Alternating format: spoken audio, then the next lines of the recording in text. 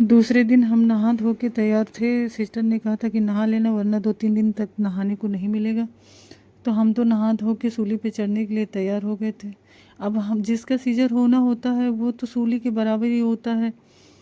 तो मेरा दिल इतना घबरा रहा था कि पता नहीं क्या हो ना हो। दोनों सिस्टर वहाँ पे बैठी हुई थी और मुझे ये इंजेक्शन लग रहा था। इंजेक्शन लगते ही मुझे पता नहीं क्या हो गया, इतनी बेचैनी, इतनी घबराहट होने लगी कि मेरे समझ में नहीं आ रहा था क्या हो रहा। तो मैंने कहा भैया हम सीजर उजर कुछ नहीं करवाएंगे, मुझे इतनी ज़्यादा वीकनेस है, समझ में नहीं आ रहा। लेकिन फिर किसी तरीके मुझे वहाँ ग्लूकोज लगाया गया। ग्लूकोज चढ़ते ही मुझे थोड़ा सा राहत मिली तो ले गए और वहाँ पे सीजर जो है 9 बजे से लेकर के 11:30 बजे मुझे वहाँ से निकाला गया। उसके बाद ऐसा लग रहा था पूरी बॉडी एकदम बर्फ़ हो गई है, सिल्ली, बर्फ़ की सिल्ली जैसी होती, इतनी ठंडी, इतनी वीकनेस, कुछ कहने। सिर्फ मेरा सिर और दोनों हाथ हिल रहे थे बस।